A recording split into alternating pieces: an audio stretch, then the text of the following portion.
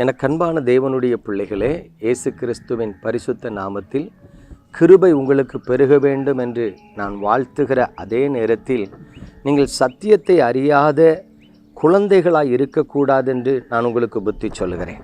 பாருங்கள், ஏசாயா தீர்க்கதரிசன புஸ்தகம் 58ஆம் அதிகாரம் 13ஆம் வசனம் சொல்லுகிறது, என் பரிசுத்த நாளாகிய ஓய்வு நாளிலே உனக்கு இஷ்டமானதை செய்யாதபடி உன் காலை விலக்கி உன் வழிகளின்படி நடவாமலும் உனக்கு இஷ்டமானதை செய்யாமலும் உன் சொந்த பேச்சை பேசாமலும் இருந்து ஓய்வு நாளை மனமகிழ்ச்சியின் நாளென்றும் கர்த்தருடைய பரிசுத்த நாளை மகிமையுள்ள நாளென்றும் சொல்லி அதை மகிமையாய் எண்ணுவாயானால் என்று எழுதப்பட்டிருக்கிறது.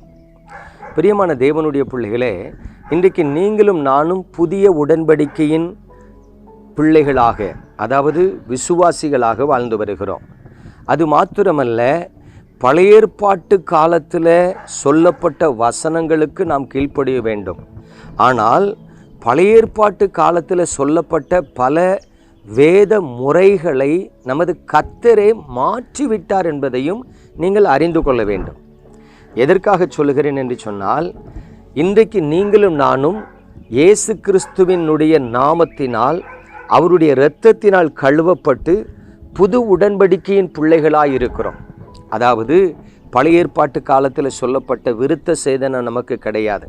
பழைய ஏற்பாட்டு காலத்தில் சொல்லப்பட்ட ஓய்வு நாள் நமக்கு கிடையாது. ஆனால் இன்றைக்கும் சில சபைகள் இருக்கிறது, அவர்கள் ஓய்வு நாளை அனுசரித்து வருகிறார்கள். ஆனால் தேவனுடைய பிள்ளைகள் ஓய்வு நாளை அனுசரிக்க வேண்டுமா என்று கேட்டால், நீங்களும் நானும் ஓய்வு நாளை அனுசரிக்க வேண்டாம். நல்லா கவனிங்க.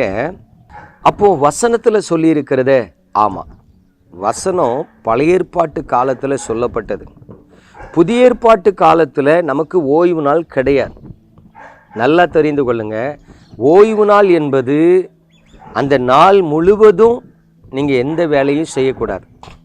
அந்த நாள் முழுவதும் நீங்கள் உங்கள் சொந்த பேச்சை பேசக்கூடாது. அந்த நாள் முழுவதும் உங்கள் வீட்டில் அடுப்பெரிக்க கூட கூடாது. ஓய்வு நாள் என்பது பரிசுத்தவான்கள் சொல்லுகிறார்கள், குறைந்தது அன்னைக்கு பிரயாணம் பண்ணக்கூடாது என்று சொல்லுகிறார்கள்.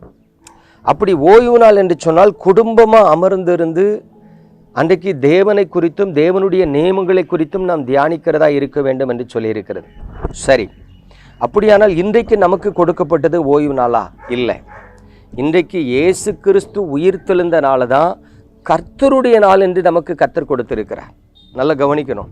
இன்றைக்கு நீங்களும் நானும் இயேசு கிறிஸ்து வாரத்தின் முதலாவது நாளிலே உயிர்த்தெழுந்ததினால் அந்த நாளை கர்த்தருடைய நாள் என்று சொல்லி, அதை மனமகிழ்ச்சி நாள் என்று சொல்லி அந்த ஞாயிற்றுக்கிழமையை நாம் ஆராதித்து வருகிறோம். கவனிக்கணும். சரி, இப்போ ஒரு நாள் என்னிடத்துல எங்கள் அத்தை சொன்னாங்க, உங்ககிட்ட கர்த்தர் சொல்ல சொன்னார், நீ ஓய்வு நாளை கடைப்பிடிக்கணும் அப்படின்னாங்க. நான் சிரித்தேன்.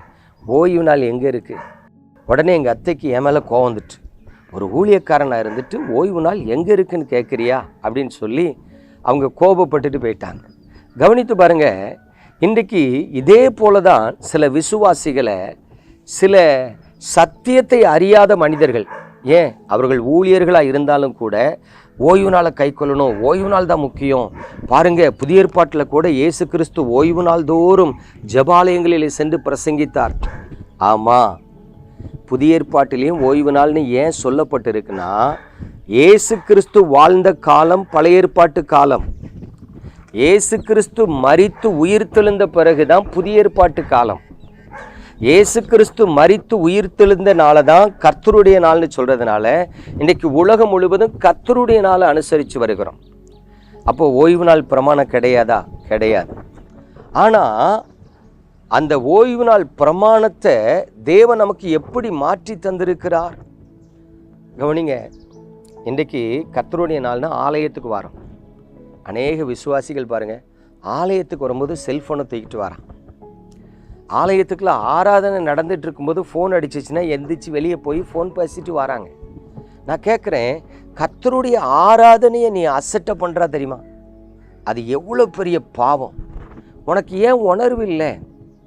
ஒரு ஆஃபீஸில் வேலை பார்க்குற நீ உன் மேனேஜருக்கு முன்னாடி, உயர் அதிகாரிக்கு முன்னாடி இருக்கும்போது உன் மனைவியோ சொந்தக்காரனோ ஏதோ எமர்ஜென்சி ஒரு ஃபோன் வந்தால் டக்குன்னு எடுத்து பேசுவீங்களா? டக்குன்னு எடுத்து எந்திரிச்சு வெளியே போவீங்களா? எஸ்கியூஸ் மீ சார் சொல்ல மாட்டீங்களா? இல்லைன்னா ஃபோனை கட் பண்ணி ஆஃப் பண்ணி வைக்க மாட்டீங்களா?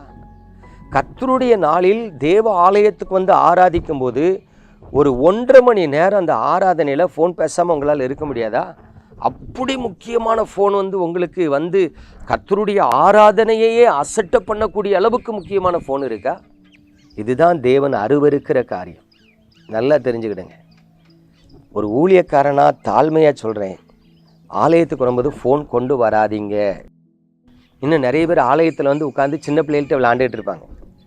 ஆராதனையில் கவனிக்க மாட்டாங்க, செய்தியை கவனிக்க மாட்டாங்க, சின்ன பிள்ளைகள்கிட்ட விளையாண்டுட்டு இருப்பாங்க. இது கர்த்தரை அசட்டை பண்ணுறது. இன்னும் சிலர் தனி ஜெபத்தில் வீட்டில் உட்காந்துருப்பாங்க. வீட்டில் ஜெபம் பண்ணிட்டு இருக்கும்போதே செல்ஃபோன் மெசேஜ் அடிச்சோன்னா என்ன மெசேஜ் வந்திருக்குன்னு பார்ப்பான். ஃபோன் வந்துச்சுன்னா எடுத்து பேசுவான். இது எல்லாம் என்ன பண்ணும் தெரியுமா?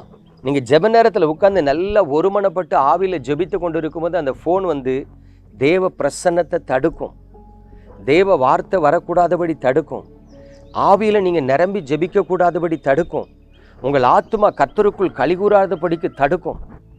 அப்போ கவனிங்க, புதிய ஏற்பாட்டு காலத்தில் புது உடன்படிக்கையின் பிள்ளைகளாக இருக்கிற நமக்கு ஓய்வு நாள் கிடையாது. ஆனால் நீ தேவ சமூகத்தில் உட்கார்ந்து இருக்கிற நேரம், வேதத்தை வாசிக்கிற நேரம், யாராவது வந்து கூப்பிட்டாங்கன்னா பிறகு வாரேன்னு சொல்லணும். ஒரு வேலையில் இருக்கிற நம்ம, ஒரு வேலைக்கு புறப்பட்டு போகிறேன், நம்ம என்ன சொல்லுவோம்? நான் வேலைக்கு போகிறேன், பிறகு சாயங்காலம் வந்து பேசுகிறேன்னு சொல்லுவோம்ல. அப்போ பைபிள் வாசிக்கும் போதும் நான் பிறகு உங்ககிட்ட பேசுகிறேன்னு சொல்லணும். ஜெபம் பண்ணிகிட்டு இருக்கும்போது ஃபோன் எடுக்கக்கூடாது. ஜெபம் பண்ணிகிட்டு இருக்கும்போது யாராவது பார்க்க வந்தாங்கன்னா அவங்கள உட்கார சொல்லுங்கள், இல்லை போயிட்டு பிறகு வர சொல்லுங்கன்னு சொல்லணும். நமக்கு ஓய்வு நாள் பிரமாணம் கிடையாது. ஆனால் நீ தேவ சமூகத்தில் ஜெபிக்க உட்கார்ந்த பிறகு, வேதத்தை வாசிக்க உட்கார்ந்த பிறகு, ஆலயத்துக்குள்ளே வந்த பிறகு அதை தடை பண்ணும்படியாய் வருகிற ஃபோனோ மனுஷனோ யாருக்கும் முக்கியத்துவம் கொடுக்கூடாது. சில சபையில் நான் பிரசங்கம் பண்ணிகிட்டு இருப்பேன். ஏதாவது சின்ன பிள்ளைங்க பெரிய ஆட்கள் வந்து அந்த சபைக்குள்ள அவங்கள வர சொல்லுங்க, பக்கத்து வீட்டு அக்கா வர சொல்லுங்க, அந்த அண்ணனை வர சொல்லுங்க. இது என்னன்னு கேட்குறேன். இது உங்கள் வாழ்க்கையில் மிகப்பெரிய பாவமாக வரும். ஆகவே தேவனுடைய பிள்ளைகளே, நமக்கு ஓய்வு நாள் பிரமாணம் கிடையாது. ஆனால் கர்த்தருடைய நாள் பிரமாணம் உண்டு. இந்த பிரமாணத்தில் அன்பினால் கட்டப்பட்டவர்களாக 1 மணி நேரம் நீங்கள் தேவனுக்கு முக்கியத்துவப்படுத்தணும். அந்த நேரத்தை யாருக்கும் கொடுக்கக்கூடாது. அந்த நேரத்தில் நீங்கள் மற்ற காரியத்தை பேசக்கூடாது. அந்த ஜெபிக்க உட்கார்ந்த நேரத்தில், ஆராதனைக்கு வந்த நேரத்தில் எந்த மனுஷன் வந்தாலும் வரமாட்டேன்னு சொல்லு.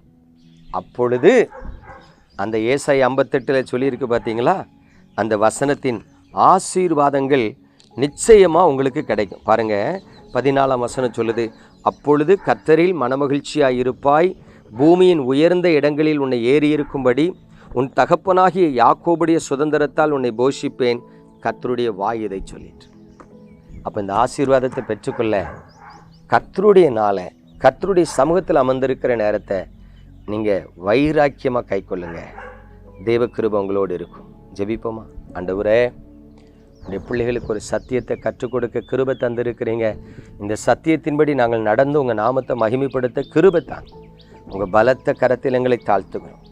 உங்களுடைய முகத்தை எங்கள் மீது பிரகாசிக்க பண்ண, உங்களுடைய பிள்ளைகள் இந்த சத்தியத்தில் வளர நிலைத்திருக்க, அந்த சத்தியத்தை விட்டு விலகாதபடி நீங்கள் காத்து கொள்ள வேண்டுமாய் இயேசு கிறிஸ்துவின் அற்புத நாமத்தில் ஜெபிக்கிறோம் நல்ல பிதாவே, ஆமென். கிருபை உங்களோடு இருக்கும்படி வசனத்துக்கு கீழ்ப்படிங்க. God bless you.